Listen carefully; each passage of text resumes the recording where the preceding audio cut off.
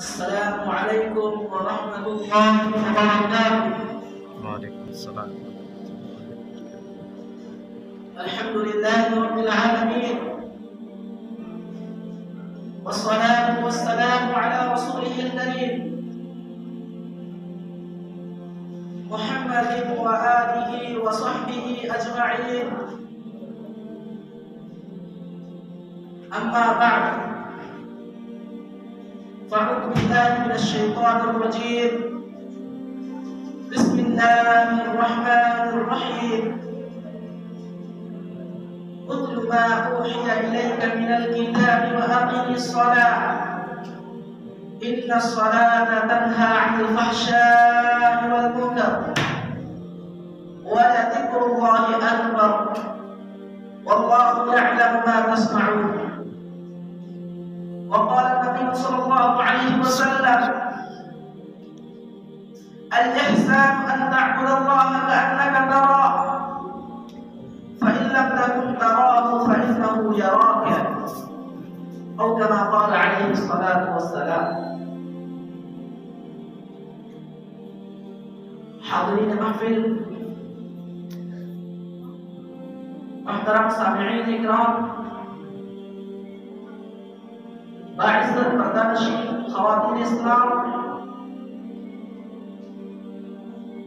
آج کا یہ پروگرام مشتمل ہے بعنوان اللہ کی یاد نماز میں خشوع خضوع کیسے پیدا ہو، نماز کیا ہے،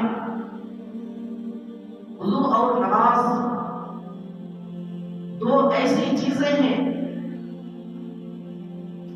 جو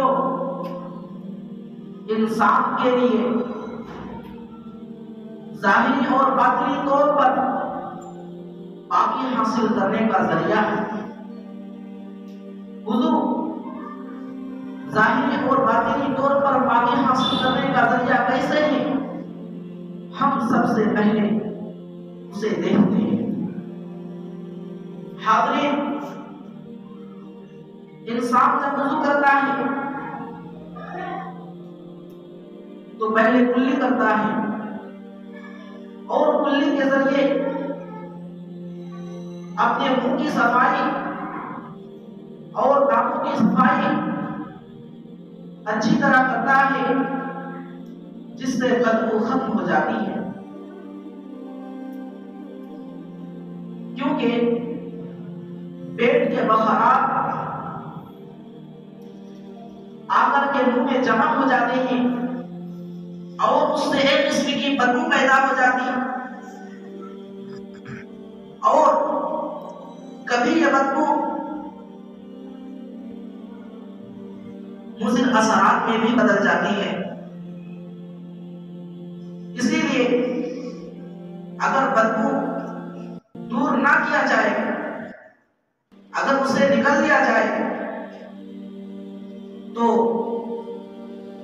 نقصان ہوگا اور خطرے کا اندیشہ ہے۔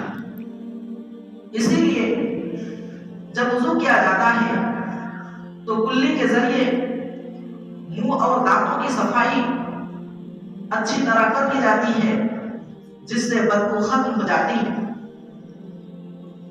اگر منہ کی صفائی مسواک کے ذریعے سے کی جائے تو اور اچھی طرح بدبو ختم ہو جاتی ہے۔ اللہ کے نبی صلی اللہ علیہ وسلم نے ارشاد فرمایا: لولا ان اشق على امتی لامرتهم بالسواک عند كل صلاة۔ اگر مجھے اپنی امت پر مشقت کا اندیشہ نہ ہوتا تو ہر نماز کے وقت میں مسواک کرنے کا حکم دیتا، مگر مشقت کا اندیشہ ہے، اسی لیے ہر نماز کے وقت مسواک کرنے کا حکم نہیں دیا، مگر مسواک کرنا یہ سنت رسول صلی اللہ علیہ وسلم ہے۔ اگر مسواک فرض کر دیا جاتا ہر نماز کے وقت تو یہ لوگوں پر ہو جاتی اور تکلیف ہو جاتی، کیونکہ لوگ جہاں کہیں جاتے مسواک کو لے جانا پڑتا۔ اسی وجہ سے مسواک فرض نہیں کیا گیا، بلکہ مسواک سنت ہے۔ مگر مسواک کے بہت سے فائدے ہیں۔ جہاں مسواک کے ذریعے منہ کی صفائی ہوتی ہے، بدبو ختم ہو جاتی ہے، وہی مسواک کے ذریعے دماغ بھی تیز ہوتا ہے، اور بھی کئی ایک فائدے ہیں۔ خیر، وضو کرتے وقت کلی کی جاتی اور مسواک کے ذریعے، اور اگر مسواک نہ ہو تو انگشت شہادت کے ذریعے دانتوں کی اور منہ کی اچھی طرح صفائی کر لی جاتی ہے، جس سے مضر اثرات سے انسان بچ جاتا ہے۔ پھر اس کے بعد ناک میں پانی چڑھانا ہوتا ہے۔ انسان جب راہ چلتا ہے تو کچھ مضر گرد و غبار ناک میں داخل ہو جاتی ہے۔ اللہ نے بہترین نظام قدرت بنایا کہ ناک کے اندر بھی کچھ بال پیدا کیے کہ جو گرد و غبار اڑتی ہیں بال اسے روک لیتی ہیں۔ اگر بال نہ ہوتے تو پھر یہ گرد و غبار دماغ تک بھی پہنچ سکتی تھی، اور بال ہیں تو بال اسے روک لیتے ہیں۔ پھر ہم وضو کرتے وقت جب ہم ناک میں پانی چڑھاتے ہیں تو اس وقت یہ بال میں لگی گرد و غبار یہ نیچے اتر جاتی ہے، اور اگر یہ گرد و غبار نیچے نہ اترے تو یہ نقصان دہ بن سکتی ہے۔ تو اللہ رب العزت کا کیا نظام قدرت ہے، وضو کرتے وقت ان اعضاء کو دھونا ضروری ہوتا ہے جو عام طور پر کھلے رہتے ہیں۔ مثلا چہرہ عموماً کھلا ہی رہتا ہے۔ جب چہرہ دھوتے ہیں تو اس کی وجہ سے دل کو تازگی پہنچتی ہے، دماغ کو سکون ملتا ہے۔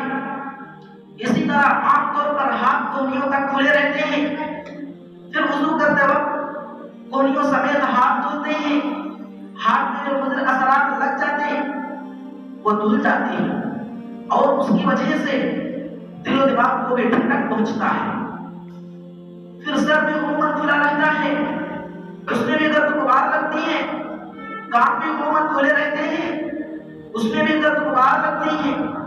مسح کرتے وقت تر ہاتھ کے ذریعے بال کے بھی گرد و غبار کو دور کرتے ہیں، اور کان کے سوراخ میں جو گرد و غبار گھس جاتے انہیں بھی مسح کے ذریعے دور کیا جاتا ہے۔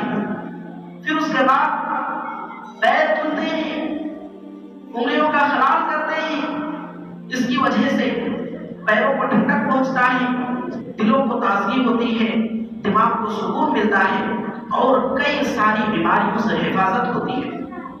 ایک مرتبہ کا واقعہ ہے کہ سڑک کے قریب ایک مسجد بنی ہوئی تھی، اور وضو خانہ بالکل سڑک کے کنارے لگا ہوا تھا۔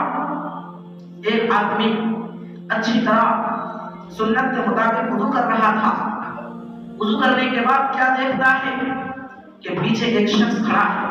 اس نے اسے پوچھنا شروع کیا کہ تم یہ دن میں کتنی بار کرتے ہو، یعنی دن میں تم کتنی بار وضو کرتے ہو؟ تو اس نے کہا کہ کم از کم 5 ٹائمز تو کرتے ہیں، اس سے بھی زیادہ کر لیتے کبھی کبھی۔ مثلا قرآن پڑھنا ہو، یا تہجد پڑھنی ہو، یا نوافل پڑھنے ہو، تو ایسی صورت میں اس وقت میں وضو کر لیتے، لیکن کم از کم 5 بار تو دن میں وضو کرتے ہی ہیں۔ وہ آدمی جواب دیتا ہے کہ میں ایک ڈاکٹر بھی ہوں اور سائنٹسٹ بھی ہوں، میں ابھی ریسرچ کر کے آ رہا ہوں، کیونکہ کئی بیماریوں کے تعلق سے میں کافی دنوں سے ڈاؤٹ میں پڑا ہوا تھا، اور کافی بے چین تھا، پریشان تھا، اور ابھی کتاب میں پڑھ کے آ رہا ہوں، اور میں نے اس پر ریسرچ بھی کی، اور اس میں یہ پایا کہ اگر کوئی شخص دن میں 4-5 بار اچھی طرح اپنے ہاتھ پاؤں کو اور چہرے کو دھلتا ہے تو کئی کئی بیماریوں سے اسے حفاظت مل جاتی ہے، کئی کئی بیماریوں سے اسے چھٹکارا مل جاتا ہے۔ اللہ اکبر! ہم جانیں تو صحیح کہ اسلامی عبادات میں، اسلامی احکام میں کیا کچھ حکمتیں اور کیا کچھ علاج اور کیا کچھ فوائد چھپے ہوئے ہیں، ہم جانیں تو صحیح۔ اور آج ابھی اس وبا کے پس منظر میں جو وبا آج کل چل رہی ہے، یعنی کورونا وائرس کے زمانے میں ہم دیکھتے آ رہے ہیں، جس میں بار بار یہ اعلان کیا جا رہا ہے کہ ہاتھ پیر کو دن میں 4-5 بار اچھی طرح دھلے۔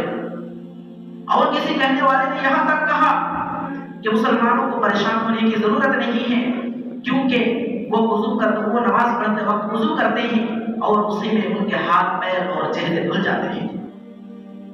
آج ہم اپنی سوسائٹی اور سماج میں غور و فکر کریں، کتنے پکے مسلمان ہیں، کتنے مضبوط ایمان والے ہیں۔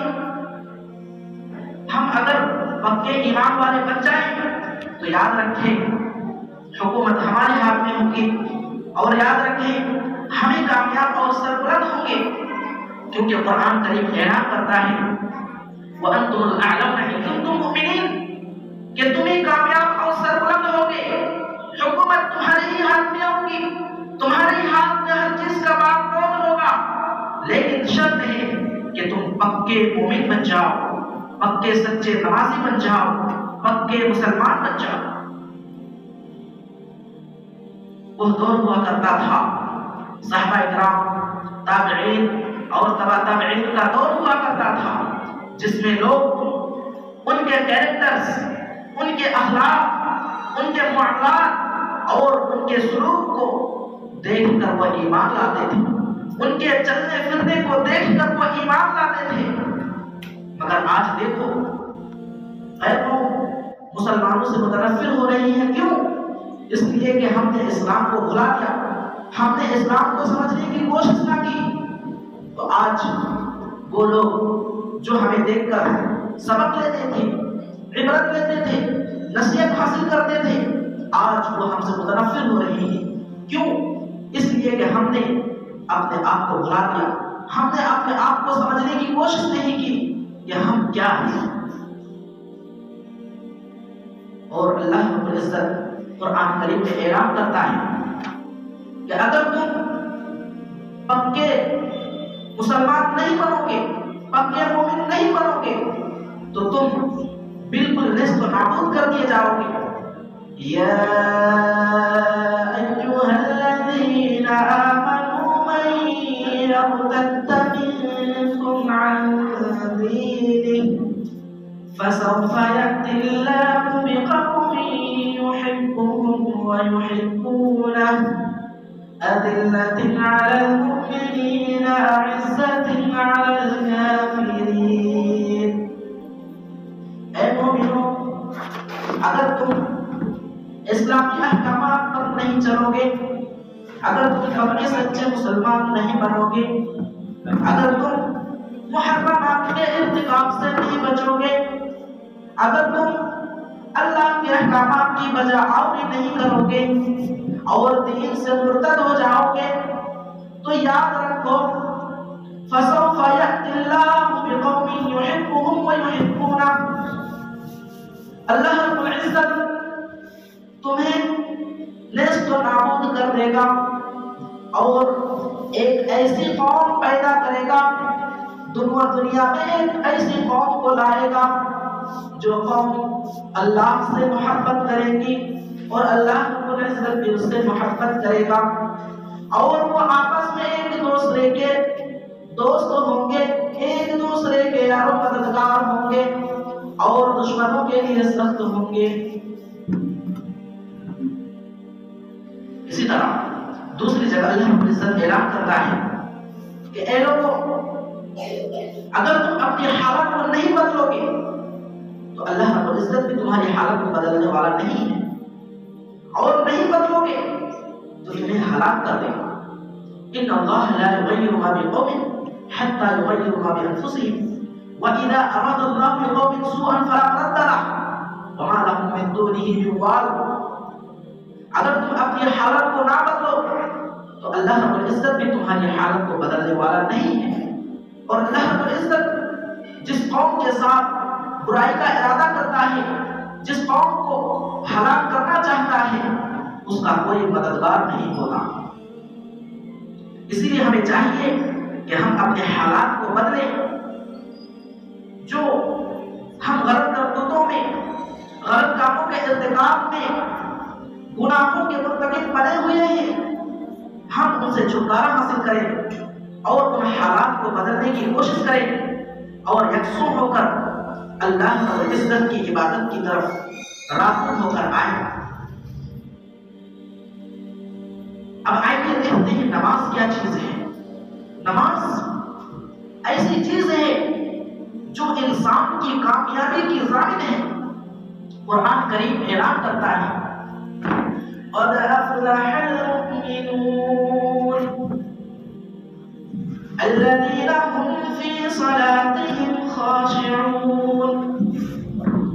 وہ لوگ کامیاب ہو گئے جو مومن ہیں اور جو نماز میں خشوع پیدا کرتے ہیں، جو نماز کو خشوع اور خضوع کے ساتھ ادا کرتے ہیں، جو نماز کو اس انداز میں ادا کرتے ہیں کہ گویا کہ وہ اللہ کو دیکھ رہا ہے، اور اگر ایسا نہ ہو تو کم از کم وہ یہ سوچتا ہے کہ اللہ رب العزت مجھے دیکھ رہا ہے۔ اگر کوئی نماز کو خشوع اور خضوع والے انداز میں پڑھتا ہے تو گویا کہ وہ کامیاب ہو گیا۔ نماز یہ انسان کی کامیابی کی ضامن ہے۔ اگر کوئی نماز پڑھتا ہے تو وہ کامیاب ہے، اور اگر نماز نہیں پڑھتا تو وہ کامیاب نہیں ہے۔ آئیے ہم سائنٹیفک طریقے سے نماز کو سمجھتے ہیں، یہ کیا چیز ہے۔ فلیکسیبل سائنس کا ایک اصول ہے فلیکسیبل ہونا۔ جو چیز زندہ ہے وہ فلیکسیبل ہے، یعنی اس میں لچک باقی ہے، اور جو زندہ نہیں، مردہ ہو گیا، وہ اکڑ جاتا ہے، وہ مکر جاتا ہے، اب اس میں لچکنے کی صلاحیت نہیں ہوتی ہے۔ مثلا ایک ٹہنی کو لے لیں، درخت کی ٹہنی، اگر وہ لچک نہیں ہے، فلیکسیبل ہے، تو وہ زندہ ہے، اور اگر وہ نہیں لچکتی تو وہ مردہ ہو گئی۔ اسی طرح اللہ رب العزت نے انسان کی حیات کی ایک علامت بتا دی ہے، لچکنے کی صلاحیت کا ہونا۔ اگر تمہارے اندر لچک باقی ہے تو تم زندہ، اور اگر لچک ختم ہو گئی تو تم مردے ہو گئے۔ آج ہم اپنا محاسبہ کریں کہ ہمارے اندر کس قدر لچک باقی ہے، اور ہم میں سے کس کس کے اندر لچک باقی ہے۔ ظاہری طور پر تو بے نمازی چلتا پھرتا ہے، مگر باطنی طور پر اس کا دل مردہ ہو جاتا ہے۔ باطنی طور پر اس کا دل مردہ ہے کیونکہ وہ لچکتا نہیں ہے، تو وہ مردہ ہو گیا۔ ایک بڑا سائنٹسٹ ملیشیا کا حاضر دوفیشی نامی، اس کی صدارت میں نماز پر ریسرچ ہوئی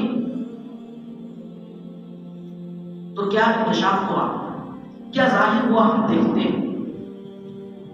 ریسرچ میں یہ معلوم ہوا کہ جب انسان نماز پڑھنے لگتا ہے، نماز کی حالت میں ہوتا ہے، اس وقت جو اس کے مائنڈ کے لیفٹ سائڈ ہیں اور رائٹ سائڈ ہیں، دونوں اسی طریقے سے جو فرنٹل ہے، جو سینٹرل ہے اور جو آپٹیکل ہے، مائنڈ کے ان پارٹس میں ایک EEG مشین فٹ ہو جاتی ہے۔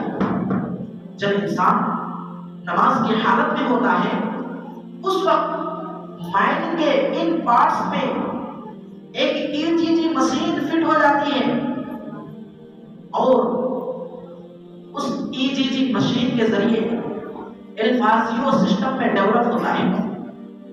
الفاظیو سسٹم کیا ہے؟ جو انسان کی خوشی اور مسرت کے جذبات کو بڑھاتا ہے، انسان کی خوشی اور مسرت کے مادے پیدا کرتا ہے، جس سے انسان کو خوشی محسوس ہوتی ہے، سکون دل حاصل ہوتا ہے، اطمینان قلب حاصل ہوتا ہے۔ آپ سوچیں، کبھی کبھی ہم یوں بیٹھے رہتے ہیں اور ایسا لگتا ہے کہ آج خوشی محسوس ہوتی ہے، آج نہ جانے کیوں دلوں کو اطمینان ہو رہا ہے، آج شانتی مل رہی ہے، آج چین و سکون مل رہا ہے۔ تو یاد رکھو، اس وقت آپ کے الفاظی سسٹم میں ڈیولپ ہوتا ہے۔ تو اسی طرح اگر کوئی بندہ نماز پڑھتا ہے تو اس وقت الفاظی سسٹم میں ڈیولپ ہوتا ہے اور ECG مشین فٹ ہو جاتی ہے، جس کے ذریعے خوشی اور مسرت کے جذبات بڑھتے ہیں، پیدا ہوتے ہیں۔ یہ ضروری بھی ہے، کیونکہ انسان اگر خوش نہ رہے، انسان اگر مایوسی کا شکار رہے، انسان اگر ہمیشہ غم میں، رنج و ملال میں، حزن میں مبتلا رہے، تو یاد رکھیں کہ یہ انسان کے لیے کافی نقصان دہ، اس سے دل کمزور ہو جاتا، دماغ ویک ہو جاتا۔ اگر کوئی مایوس رہتا ہے، غم میں مبتلا رہتا ہے، تو خوشی اور مسرت کے جذبات کو بڑھاوا دینے کے لیے نماز کتنا بہترین ذریعہ ہے۔ اسی طرح اور ایک سائنٹسٹ کے بارے میں بتاؤں گا جو امریکہ کا ہے، اس نے اپنے بھرے منچ میں لیکچر کے ڈیورنگ یہ بتایا کہ میں چاہتا ہوں، یہ میری دلی خواہش ہے، میری دلی تمنا ہے کہ میں پوری دنیا میں نماز کے سسٹم کو نافذ کر دوں۔ پوچھا گیا کیوں؟ اس نے کہا کہ یہ جو دل ہے، یہ ڈی آکسیجن بلڈ کو پھیپھڑوں سے لیتا ہے اور لے کر کے اسے آکسیجن بلڈ میں بدلتا ہے اور بدل کر کے پمپ کرتا ہے، سپلائی کر کے پورے شریر میں، پورے جسم میں سپلائی کرتا ہے، پمپ کرتا ہے، خون کو پہنچاتا ہے۔ عام حالات میں انسان چلتا ہے، بیٹھتا ہے، سوتا رہتا ہے تو دل پمپ تو کرتا ہے مگر دماغ تک بہت کم پہنچا پاتا ہے خون کو۔ لیکن جب اپنے سر کو زمین میں رکھتا ہے، ٹھیک اسی کیفیت میں جس کیفیت میں اسلام انسان کو نماز میں سجدے کا حکم دیتا ہے، ٹھیک اسی کیفیت میں اگر وہ اپنے سر کو، اپنے ماتھے کو زمین پہ رکھتا ہے تو اس کی وجہ سے دل بآسانی خون کو دماغ تک پہنچاتا ہے، اور جس کی وجہ سے انسان کا دماغ تیز ہوتا۔ تو ہمیں معلوم ہونا چاہیے نماز کس قدر ہمارے لیے عظیم الشان چیز ہے۔ ہم اسے سمجھنے کی کوشش ہی نہیں کی ہے اب تک۔ بہت سے لوگوں کا یہ کہنا ہے اور بہت سے لوگ کہتے بھی ہیں کہ نماز صرف ایکسرسائز ہے، صرف یوگا ہے۔ نہیں میرے عزیزو، نماز صرف یوگا ہی نہیں، یوگا بھی ہے اور اس سے بھی بڑھ گئے ہیں۔ نماز ایکسرسائز بھی ہے اور اس سے بھی بڑھ گئے ہیں، مگر ہمیں ایکسرسائز کی نیت نہیں کرنی ہے، کیونکہ اللہ رب العزت نے اسے ایکسرسائز نہیں بتایا ہے۔ اللہ رب العزت نے صرف نماز پڑھنے کا حکم دیا اور اس کے لیے ثواب اور جنت کا اعلان کیا۔ نماز مان لیتے ہیں وہ ایکسرسائز ہے، مگر صرف ایکسرسائز پر ہی اکتفا نہیں ہے، بلکہ ایکسرسائز کے ساتھ ساتھ اس میں اور نہ جانے بے انتہا خوبیاں چھپی ہوئی ہیں، لیکن تم سمجھ نہیں سکتے۔ اگر صرف ایکسرسائز کی حد تک محدود رہتی تو نماز کو ہر حالت میں پڑھنے کا حکم نہ دیا جاتا، کیونکہ جب انسان بیمار ہو جاتا ہے اور بیماری کی شدت اسے گھیر لیتی ہے تو اس وقت اس کے لیے ایکسرسائز کرنا مشکل بھی ہے اور نقصان دہ بھی، مگر اس حالت میں بھی اللہ رب العزت نماز پڑھنے کا حکم دیتا کہ تم ہر حالت میں نماز پڑھو۔ فَإِذَا قَضَيْتُمُ الصَّلَاةَ فَاذْكُرُوا اللَّهَ قِيَامًا وَقُعُودًا وَعَلَى جُنُوبِكُمْ فَإِذَا اطْمَأْنَنْتُمْ فَأَقِيمُوا الصَّلَاةَ۔ ہر حالت میں نماز پڑھو، کھڑے کھڑے، بیٹھے بیٹھے، لیٹے لیٹے، اشارے کے ساتھ، یعنی جب تک قدرت ہے قیام کی، قیام سے نماز پڑھو، اور جب قیام پر قدرت نہ ہو تو بیٹھے بیٹھے نماز پڑھو، اور جب بیٹھنے کی قدرت نہ ہو لیٹے لیٹے نماز پڑھو۔ اور اگر اس کی بھی قدرت نہ ہو تو اشارے سے نماز پڑھو۔ اب نماز ہمیشہ پڑھنے کا حکم کیوں ہے؟ اس لیے کہ نماز میں اللہ کا دھیان مقصود ہے، اللہ کا تصور مقصود ہے۔ جیسا کہ آپ نے حدیث سنی، ان تعبد اللہ کأنک تراہ فإن لم تکن تراہ فإنہ یراک۔ جب تم نماز پڑھنے لگو تو اللہ کا تصور کرو کہ اللہ کو دیکھ رہے ہیں۔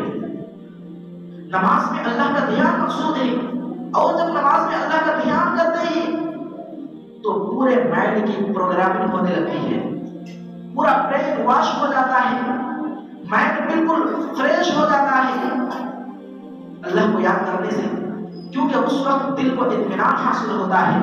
قرآن کریم کی آیت ہے الا بذکر اللہ تطمئن القلوب، ذکر کرنے سے دلوں کا اطمینان حاصل ہوتا ہے۔ اور نماز بھی ایک ذکر ہے جسے قرآن کریم نے بیان کیا وَلَذِكْرُ اللَّهِ اکبر، نماز سب سے بڑا ذکر ہے۔ تو معلوم ہوا کہ نماز سے دلوں کو اطمینان حاصل ہوتا ہے، اور جب وہ اللہ کا دھیان کرتا ہے، نماز پڑھتا ہے تو اللہ کا دھیان کرتا اور دماغ کی پروگرامنگ ہونے لگتی ہے۔ تو ہمیشہ نماز پڑھنے کا حکم دیا گیا۔ انسان کا اصل بہت کمزور پیدا کیا گیا ہے، انسان ایک حالت میں زیادہ دیر تک نہیں ٹک سکتا، ایک حالت میں زیادہ دیر تک نہیں رہ سکتا۔ مثلا جب انسان سوتا ہے، چت لیٹتا ہے تو اچھا تو لگتا ہے مگر زیادہ دیر تک نہیں لیٹ سکتا، 1 گھنٹہ 2 گھنٹہ 3 گھنٹہ 4 گھنٹہ اور زیادہ سے زیادہ 5 گھنٹے، پھر اسے اپنی کروٹ بدلنی ہوتی ہے۔ اگر دائیں کروٹ لے رہا ہے اچھا تو لگ رہا ہے مگر زیادہ دیر تک نہیں لے سکتا، 1 گھنٹہ 2 گھنٹے 1 گھنٹے بس، پھر اسے دوسری کروٹ لینی پڑتی ہے، اس کروٹ میں بھی اسے اچھا تو لگتا ہے مگر زیادہ دیر تک نہیں ٹھہر سکتا۔ اسی طرح انسان جب کھڑا ہوتا ہے تو اسے اچھا تو لگتا ہے مگر زیادہ دیر تک کھڑا ہونے میں اچھا نہیں لگتا، تھک جاتا ہے۔ اسی طرح جب بیٹھتا اچھا تو لگتا ہے مگر زیادہ دیر تک نہیں بیٹھ سکتا، تھک جاتا ہے۔ اسی طرح جب چلتا ہے، جب دوڑتا ہے اچھا تو لگتا ہے مگر زیادہ دیر تک اور زیادہ دور تک دوڑنے اور چلنے سے تھک جاتا ہے۔ تو انسان ایک حالت میں زیادہ دیر تک نہیں ٹک سکتا، نہیں ٹھہر سکتا۔ تو اسی طرح انسان کا جو جسم ہے وہ بھی زیادہ دیر تک نہیں ٹھہر سکتا، نہیں ٹک سکتا۔ تو انسان کا دماغ بھی، انسان کا دل بھی ایک حالت میں زیادہ دیر تک نہیں ٹھہر سکتا، نہیں ٹک سکتا۔ اس کے دماغ کی بھی بار بار واشنگ ہونی چاہیے، بار بار پروگرامنگ ہونی چاہیے، اور بار بار اس کی سوچ بھی بدلنی چاہیے، کیونکہ اگر ایک ہی سوچ پر زیادہ دیر تک ٹک گئے تو یاد رکھو کہ وہ سوچ بھی تھک جاتی ہے۔ اور کیا بہتر سسٹم بتایا اللہ رب العزت نے پورے 5 وقت میں کہ جب جب سوچ تھک جائے، دماغ تھک جائے، ہاتھ پیر آدھا جوارح تھک جائے تو پھر اللہ کا دھیان کرو، تھوڑا سا آرام لو، اللہ کا دھیان کرو اور مایوسی سے بھی بچ جاؤ۔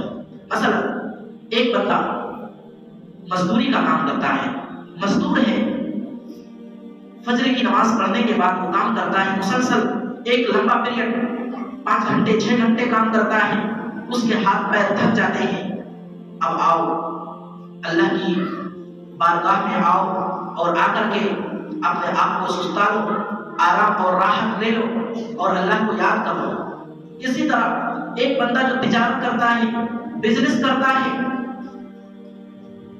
دماغ لگاتا ہے، تدبیریں کرتا ہے، تو کبھی اسے نفع بھی ہوتا ہے اور کبھی نقصان بھی ہوتا ہے۔ اگر نفع ہو جائے تو ہو سکتا اس میں اکڑپن پیدا ہو، تکبر پیدا ہو، تو ایسی صورت میں آپ آؤ اور مسجد میں آ کر کے اللہ کو یاد کرو، اور جو کچھ تم نے کمایا ہے، جو فائدہ اور پروفٹس ملے ہیں، اس پر اللہ کا شکر ادا کرو۔ اور اگر نقصان ہو جاتا ہے تو مایوسی کا شکار ہو جاتا ہے۔ لا تقنطوا من رحمت اللہ، تم اللہ کی رحمت سے مایوس نہ ہو، ولا تیأسوا من روح اللہ، اللہ کی رحمت سے مایوس نہ ہو۔ ان آیتوں میں یہی بیان کیا گیا کہ اللہ کی رحمت سے پھر کبھی مایوس نہیں ہونا ہے، مگر جب بزنس میں، تجارت میں نقصان ہو جاتا ہے تو ایک فطری چیز ہے، مایوسی ہونے لگتی ہے۔ تو اسی مایوسی سے بچنے کے لیے آؤ اللہ کے دربار میں اور یہاں آ کر کے اللہ کو یاد کرو اور یہ لالچ کرو کہ دنیا میں خسارہ ہوا، نقصان ہوا، کوئی بات نہیں، آخرت کے لیے تو ہم کچھ جمع کر رہے ہیں، آخرت میں تو ہمارے لیے کچھ بن رہا ہے۔ پھر نماز پڑھنے کے بعد ذکر و اذکار کرو، نئی تدبیریں اکٹھی کرو اور تازہ دم ہو کر کے دماغ کو تازہ کر کے پھر نئی تدبیر کے ساتھ، نئے ولولے اور نئے جذبے کے ساتھ بزنس اسٹارٹ کرو، دوبارہ اپنا کاروبار شروع کرو۔ پھر اس کے بعد چونکہ ایک لمبا پیریڈ تھا، فجر کے بعد سے لے کر ظہر تک، عموماً جب کبھی کوئی کام کرتا ہے تو شروع میں تو بہت دیر تک کام کرنے میں اچھا لگتا ہے، پھر اس کے بعد تھک جاتا ہے، پھر اسے تھوڑی دیر آرام لینے کے بعد اب جلدی جلدی تھکنے لگتا ہے، تو ظہر کی نماز کے بعد اب جلدی جلدی آرام کرو ہر 2-3 گھنٹے میں، پھر 2 گھنٹے کے بعد عصر کی نماز، پھر 2-2.5-3 گھنٹے کے بعد مغرب کی نماز، پھر 2-3-2.5 گھنٹے کے اندر عصر کی نماز۔ تو اسٹارٹنگ میں ایک لمبا پیریڈ تھا، کیونکہ لمبی راحت ملی تھی رات کو اللہ رب العزت نے راحت اور سکون کا ذریعہ بنایا ہے، تو رات میں ہمیں لمبی راحت اور سکون ملا، اس کی وجہ سے لمبا پیریڈ تک مسلسل کام کیا، لیکن اس کے بعد دماغ بھی جلدی تھکنے لگتا ہے، جلدی جلدی 2-3 گھنٹے میں، اور اپنے اعضاء و جوارح بھی تھک جاتی ہیں جلدی جلدی 2-3-4 گھنٹے میں، اسی لیے اب جلدی جلدی آؤ اور اپنے برین کو واش کرو، اور اگر اس درمیان کوئی مایوسی آئے تو ایسی صورت میں آؤ اور اپنے برین کو واش کرو اور ایک امید رکھو، ایک لالچ رکھو کہ اللہ کی رضامندی حاصل کر رہا ہوں اور کل قیامت میں کوئی نہ کوئی چیز بنا رہا ہوں، تو ایسی صورت میں اپنا دل تازہ ہوگا اور ایک امید جاگے گی، پھر نئے ولولے اور جذبے کے ساتھ دوبارہ اس کام کو اسٹارٹ کرنے کا دل بھی کرے گا۔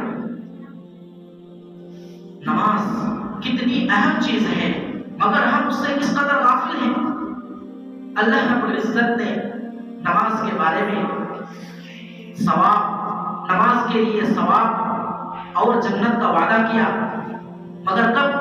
جب اس کی رضامندی حاصل کرنے کے لیے پڑھی جائے، جب نماز اس کی رضامندی حاصل کرنے کے لیے قائم کی جائے۔ اگر ہم نماز کو صرف یہی سب فائدے کے لیے کریں کہ اس سے دماغ کو سکون ملتا ہے، دل کو سکون ملتا ہے اور ایکسرسائز ہوتا ہے وغیرہ وغیرہ، تو یہ اللہ کی رضامندی نہیں ہے، یہ اللہ کی خوشنودی نہیں ہے، یہ اخلاص نہیں ہے۔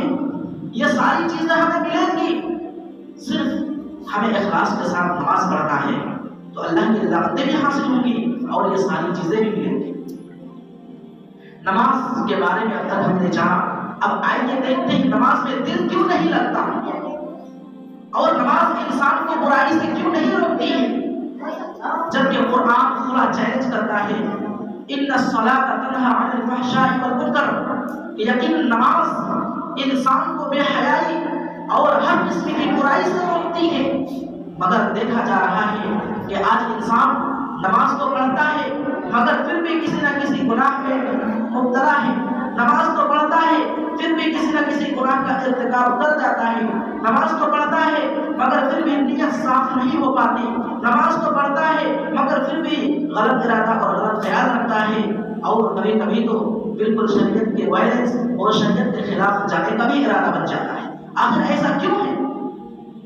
اور اسی طرح نماز میں دل بھی نہیں لگتا، آخر ایسا کیوں ہے؟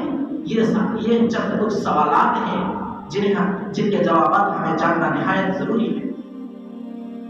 ایسا اس لیے ہے کہ نماز میں ہم جو کچھ بھی پڑھتے ہیں یہ ہماری زبان میں نہیں ہے۔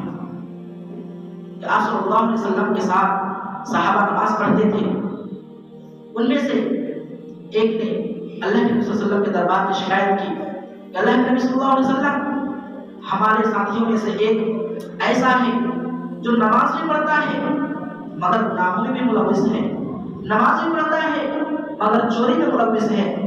اللہ کے نبی صلی اللہ علیہ وسلم نے ارشاد فرمایا ان الصلاۃ تنہی عن الفحشاء والمنکر، تم اسے کچھ بھی نہ کہو۔ یقیناً اللہ رب العزت نے جب اعلان کر دیا کہ نماز ہر قسم کی برائی اور بے حیائی اور گناہوں سے روکتی ہے، تو یقیناً نماز اسے روکے گی۔ وہ نماز پڑھتا ہے نا، اگر نماز پڑھتا ہے تو ضرور وہ چوری اور برائی سے رک جائے گا۔ اور پھر ایسا ہی ہوا، کچھ دن کے بعد معلوم ہوا کہ اب جس برائی میں جس گناہ میں وہ مبتلا تھا اب وہ نہیں کر رہا ہے۔ تو لوگوں نے اس سے پوچھا کہ کیا ہوا، تم اب وہ کام چھوڑ دیے؟ تو اس نے کہا ہاں، جب ہم نماز پڑھتے ہیں اس وقت اللہ سے گناہوں کی معافی چاہتے ہیں، اللہ سے گناہ چھوڑنے کے وعدے اور معاہدے کرتے ہیں، قرآن کریم کی یہ آیت بھی پڑھتے ہیں وَالسَّارِقُ وَالسَّارِقَةُ فَاقْطَعُوا أَيْدِيَهُمَا جَزَاءً بِمَا كَسَبَا نَكَالًا مِنَ اللَّهِ کہ چوری نہ کرو کیونکہ چوری کرنے پر ہاتھ کے کاٹنے کی سزا ہے، چوری کرنا حرام ہے۔ اسی طریقے سے نماز پڑھتے ہوئے ہم اللہ سے وعدہ کرتے ہیں کہ اللہ ہم صرف تیری ہی عبادت کریں گے اور تو ہمیں راہ راست پر چلا، سیدھی راہ پر چلا، اور یہ چوری تو صحیح راستہ نہیں ہے، یہ تو شیطان کا راستہ ہے، یہ تو صحابہ کا راستہ نہیں، یہ تو نیک لوگوں کا راستہ نہیں۔ تو میری فطرت سلیمہ نے گوارا نہیں کیا، ایک دن کیا، 2 دن کیا، 3 دن کیا، 4 دن کیا، آہستہ آہستہ کھٹک پیدا ہوتے ہوتے ایک دن میری فطرت سلیمہ نے یہ وعدہ کر لیا، یہ قسم کھا لی کہ اب آج سے اس گناہ میں ملوث نہیں ہوں۔ تو عزیزو، معلوم ہوا کہ نماز اسے برائی سے روک دیا۔ کیوں؟ اس لیے کہ وہ عربی سمجھتے تھے، وہ قرآن کو سمجھتے تھے، نماز میں پڑھی جانے والی دعائیں اور سورتوں کو وہ سمجھتے تھے، مگر آج ہم نہیں سمجھتے۔ کیوں؟ اس لیے کہ ہماری زبان عربی نہیں ہے۔